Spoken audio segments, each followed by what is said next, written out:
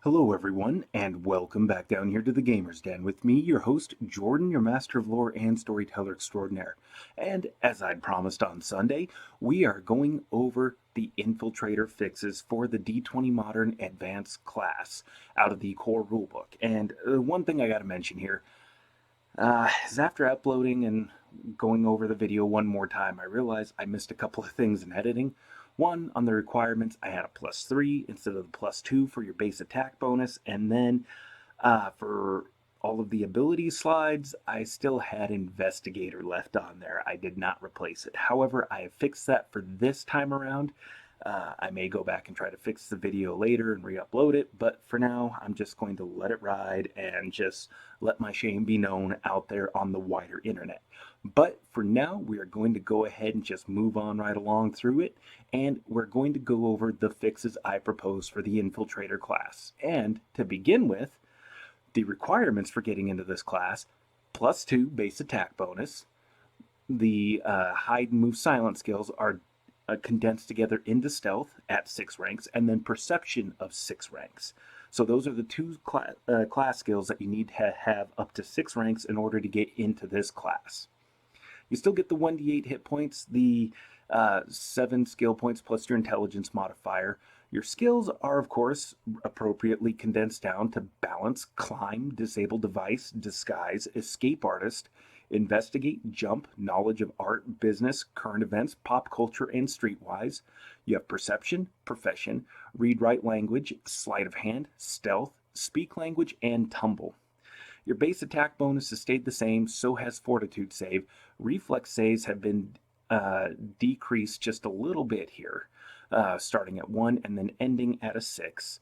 Will saves have been improved slightly so that you start off at 1 and end at 4, so it's not great, but it's definitely a step better. Your defense bonus has been decreased, so you get a 1 at first level in the Infiltrator advanced class, and then you end at 5 by the time you hit level 10. Reputation bonus has been left the same. And that's a pretty significant number of fixes there because, again, you're coming into this class out of Fast Hero. And assuming you're even at level 3, well, you're still coming in here with a significant amount of defensive bonus there. And by level 2, you have a defense bonus of +4 from just the class, not counting your armor or your dexterity scores, which your dexterity score is probably going to be an 18 or to 16. So that's a +3 to +4 right there. So you're at a 17 to 18 before you count any kind of armor. So that's a pretty significant amount right there. And I don't really see too much of a need to keep stacking it and jumping it even further. You're already going to be fairly defensive. And then from there, we've revised and revamped several of the class abilities. At level 1, we still have Sweep, but now what Sweep does is through studying floor plans and applying experience, the Infiltrator has a keen sense for detecting danger and the hidden. When about to trigger alarms, traps, and guards, the Infiltrator may roll a stealth check as a free action to stop themselves from inadvertently sounding an alert. When in proximity to hidden doors, compartments, and items of monetary value, they get a free perception check to detect them, even in the midst of combat. So the idea is that you're about to round a corner. Say there's a patrol of 2 guards coming along. You can roll a stealth check as a free action to try to stop yourself. Like you just get that slightest, barest glimmer of a peek around the corner there and immediately slap yourself back around onto the wall and you start scooting away, thus avoiding just walking right out in front of the patrol. Same idea with the traps and the alarms. You stop yourself from accidentally triggering them, giving you an opportunity to approach better, roll a new skill check, avoid just raising the alarm right away. And by studying floor plans and understanding what the layout for a building should be like, an infiltrator will be able to detect things that are different, like, say, panic rooms, hidden vaults, things like that. They'll recognize that, hey, according to the floor plans, this wall should be narrower, or this room should be wider.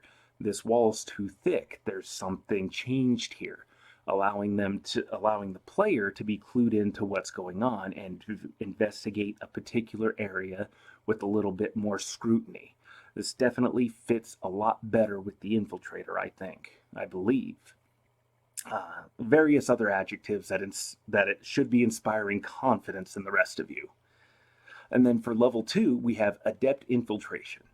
An infiltrator gains a competence bonus equal to 1/2 their infiltrator levels, max of +5 at level 10, to the following skills: climb, disable device, perception, sleight of hand, stealth, and tumble. These are all very, very useful skills for the infiltrator. They fit, they mold really nicely with the rest of these class builds or class abilities, and it's just overall I like this better. This gives you a better bonus, and it's just a nice class flat bonus to several skills. Very, very, very useful. And I like it better than taking 10 on a select number of class skills that you pick out. Bonus feats I've left pretty much the same here, 3, 6, 9. You get the same list as last time around, which is acrobatics, alertness, armor proficiency, light, athletic, attentive, brawl, cautious, defensive martial arts, dodge, elusive target, meticulous, mobility, nimble, renown, run, and stealthy. And then coming in at level 4, we still have Improved Evasion here. Improved Evasion makes sense for the Infiltrator, and in particular with the revamp I've done for the Fast Hero base class, giving you an option for Sneak Attack. You now have other options to go over besides just the defensive talent tree, which gets you Evasion, Improved Evasion, and all of that, and running a little bit faster. With Sneak Attack, you at least have an option for doing some kind of damage, which still fits with the Infiltrator.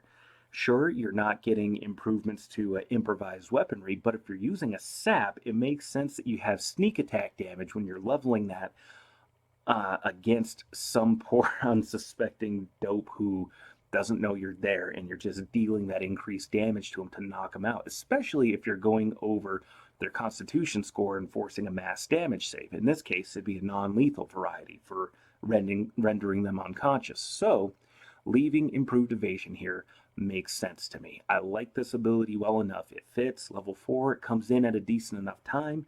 Level 7 character if you've gone straight in from level 3 Fast Hero. So this works. But then going on from there, for 5th level, we now have Quick Lift. The Infiltrator is a past master at lifting items from targets. The Infiltrator will make a sleight of hand check as a free action when moving or making a charisma-based skill check to distract the target in order to lift an item away from them. The idea is that, well, think about any movie where you've seen somebody bump into another character and then come away with their ID card, their wallet, their whatever items that they might have. You know, that bump is the distraction. They jostle into one another so that the target, the mark, doesn't feel when their property is taken from them. Or same thing if they're making a charisma-based check. Say you've gone with more of a charismatic hero build and you have diplomacy or bluff or something of that nature where you can just keep talking to them, keeping their conscious mind focused and engaged with what you're saying and what you're pointing out to them as you lift their tie away, as you steal their glasses, whatever the case may be, whatever items you need in order to or need to get away from the target. This will allow you to do that. And then coming in for the next level, we have Parkour. The Infiltrator is adept at traversing difficult terrain and scaling surfaces with, if I could speak, with remarkable athleticism.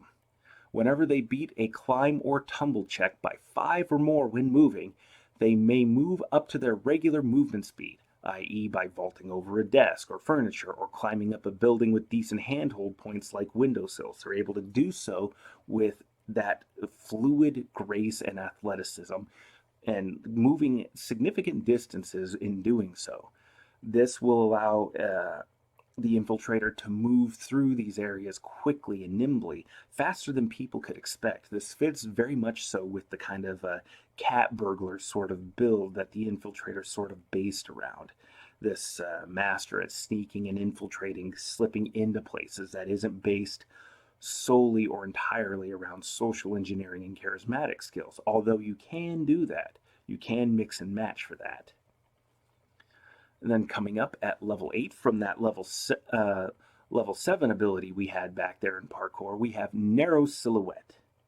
The infiltrator is able to hide using cover that might otherwise be unable to conceal other characters.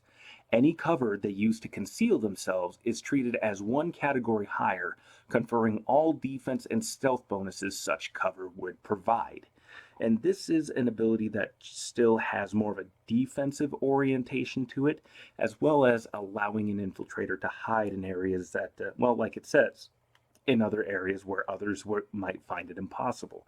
They know how to shrink themselves down, contort themselves, lower their profile, narrow the width at which they appear so that they can hide behind narrower and narrower objects, able to use comparative slivers of shadow in order to conceal themselves. Is again a much more stealth-oriented ability, which is what you should be going for with a class like this that's not focused on, say, assassinations. And then at level 10, for the capstone ability on the Infiltrator class, we have Face in the Crowd. By spending an action point, the Infiltrator can make a disguise check while moving without penalty. The Infiltrator must have access to clothing and accessories either worn beneath another outfit or gathering them as they move. If being hunted for, opponents looking for the Infiltrator are looking for a person fitting the profile/appearance they were spotted in previously, and thus will take a -5 penalty to spot the disguised Infiltrator. So, think about the second Teenage Mutant Ninja Turtles movie by Michael Bay.